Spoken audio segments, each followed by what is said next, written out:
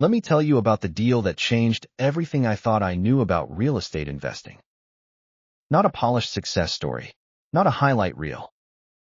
This is the real, messy, complicated, beautiful truth of how one completely destroyed house became 3 brand new rental properties.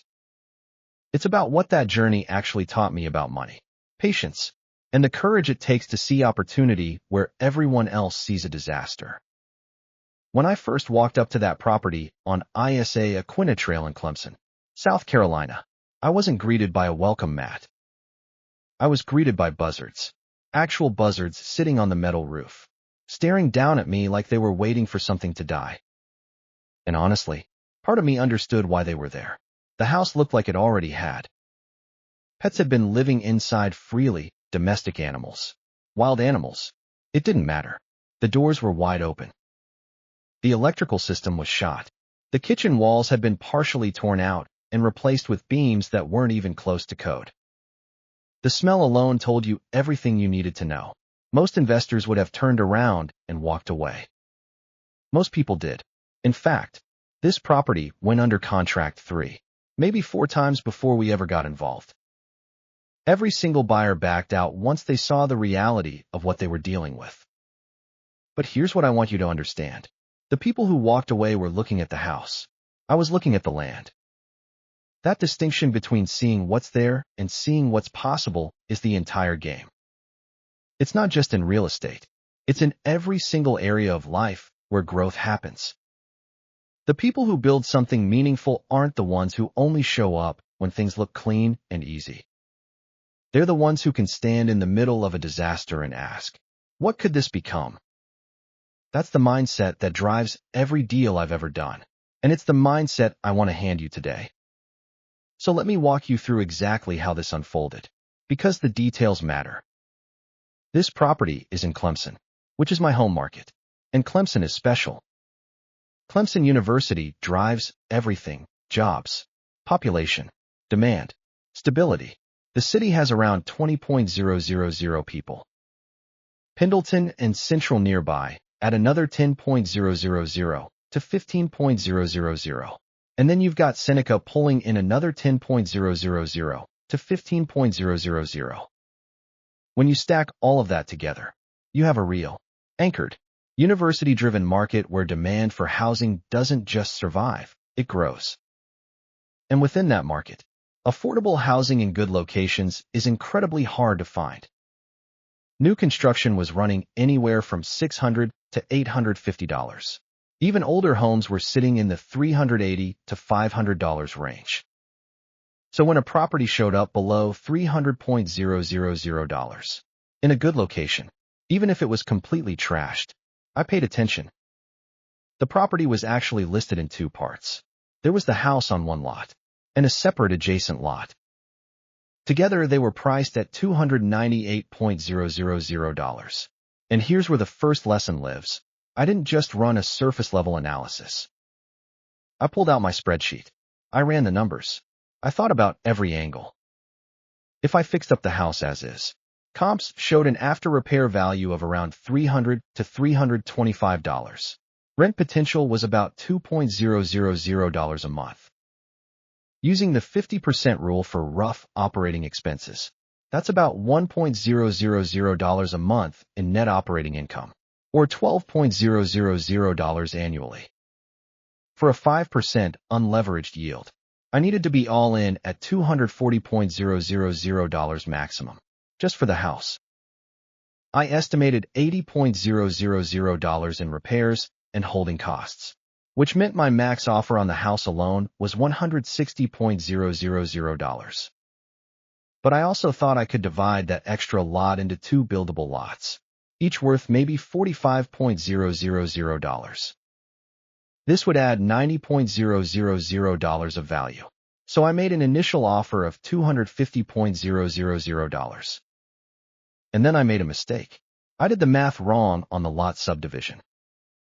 The zoning required a minimum of 12,000 square feet per lot.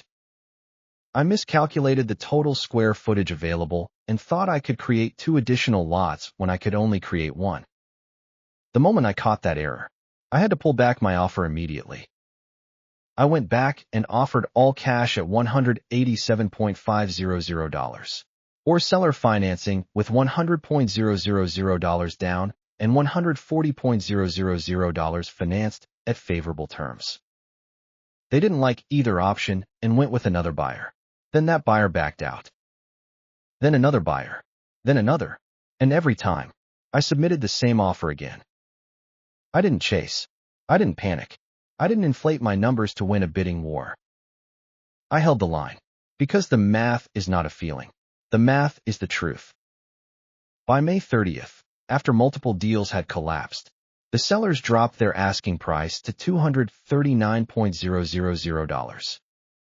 I increased my offer slightly from $187,500 to $190,000. They accepted. We went under contract June 16th, closed June 27th, all cash. No contingencies. Fast close. Done. But the real turning point came during due diligence, after we were already under contract. I brought in my builder and property manager, someone I trust, someone who's built alongside me before.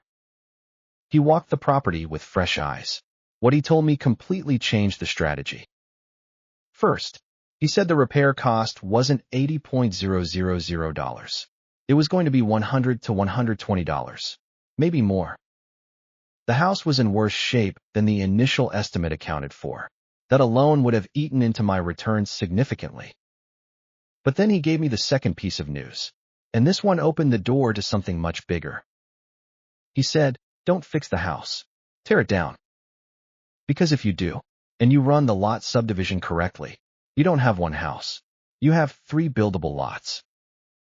And instead of $300 to $325 for a renovated older home, new construction in this market was hitting $350,000 per unit. Now here's why that matters so much, and why I want you to sit with this for a second. I could have stayed committed to the original plan because I'd already run the numbers, already made offers, already had a vision. But the moment better information arrived, I had to be willing to let go of the plan I'd already built in my head. That's not weakness. That's intelligence. The most expensive thing in investing, and honestly in life, is falling in love with your original idea when reality is telling you something different. So we hired an engineering firm the same day we closed. My builder handled all the applications and conversations with the city.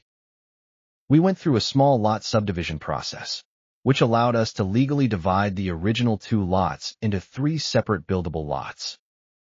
Each lot had a minimum of 12,000 square feet, as required by zoning.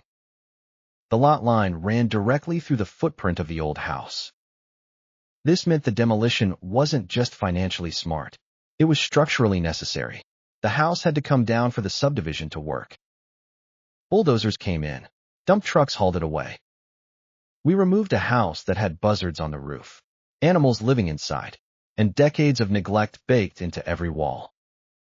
And in its place, we created 3 clean, graded, buildable lots. Now let me show you the numbers on what we're actually building, because this is where the deal gets real. Our all-in land cost came to approximately $210,000. This included the purchase price of $190,000, closing costs, and $18,000 to demo and clear the property. Divided by 3 lots, that's $70,000 per lot in land cost. The build cost per house, my builder quoted $210,000 total per unit. Of that, roughly $170,000 is hard construction cost. That is about $100 per square foot on a 1.700 square foot home, which is remarkably efficient without cutting corners. The remaining $40,000 is his builder's fee for managing the entire process. So my total cost per house, including land, approximately $280,000.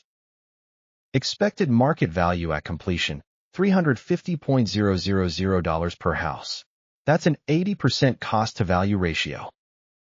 There's real equity built in from day one. From the income side, we have $2,000 per month in rent. minus roughly $800 in operating expenses for new construction. This runs leaner than older properties because everything is under warranty. Nothing is breaking, and everything is efficient.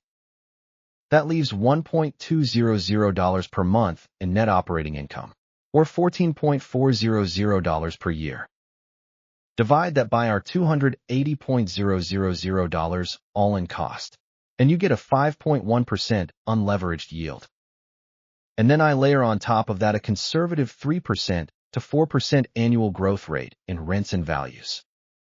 Since Clemson has historically delivered closer to 5%, you're looking at a total annual return somewhere between 8% and 9%. That's the kind of return that builds wealth quietly, consistently, and with very low risk when there's no debt involved. And speaking of how we financed all of this, it's worth understanding the structure, because it's not conventional. This deal was done through a self-directed retirement account LLC. My business partner and I, along with our spouses, pooled together multiple self-directed IRAs and HSAs, making 7 accounts in total. We also added a 50% partner who brought additional capital and serves as manager of the LLC. Any borrowing has to be non-recourse. This means there are no personal guarantees. Only the property itself serves as collateral. So when we brought in a private lender for $210.000 in construction financing at 7% interest, the agreement was clear. They are lending against a property that will be worth $350.000. And our goal is to pay that loan off quickly using the cash flow from this and our other properties, ideally within 5 years. We also made the pragmatic decision not to build all 3 houses at once. We had one private lender lined up and ready. The capital for the other 2 wasn't confirmed yet. So rather than overextend and create pressure, we started with one house and let the first project prove itself. We planned to begin the other 2 later in the year as funding became available. That's not a failure of ambition. That's the discipline of doing things in the right order. And here's the deeper truth I want to leave you with, because this isn't just a real estate story. It's a story about what happens when you show up prepared, patient, and willing to adapt. I found this deal not by luck, but by telling my agent I was actively looking. I made offers that got rejected. I made a math error and had to pull back. I watched multiple other buyers beat me to the table, and then I watched each of them walk away. I stayed in the game, kept submitting the same honest offer, and eventually the deal came to me. I got better information and changed my entire strategy midstream. I built a financial structure that most people don't even know is possible. And I'm now turning a house that had buzzards on the roof into 3 brand new homes that will generate passive income for years. None of this happened because I had perfect information from the start. It happened because I stayed in motion, stayed honest about the numbers, stayed open to new information, and stayed committed to the long game. That's the real skill. It is not finding the perfect deal, but being the kind of investor who can turn an imperfect situation into something that works. It takes the discipline to run your numbers honestly when your emotions want to rush. You need the patience to wait when the deal isn't quite right, and the courage to walk away when the math doesn't hold. And you need the wisdom to recognize when a buzzard-infested disaster is actually 3 opportunities hiding inside one ugly lot. If you're building toward financial freedom with rental properties, the path rarely looks clean from the outside. It looks like decisions made with incomplete information and strategies that evolve as you learn more. It involves financing structures that require creativity and deals that take months of patience before they finally come together. But when they do come together, you see those new homes rising on land that used to hold something broken and abandoned. Then you understand exactly why this work is worth it. Keep learning. Keep running your numbers. Keep showing up even when the deal looks ugly.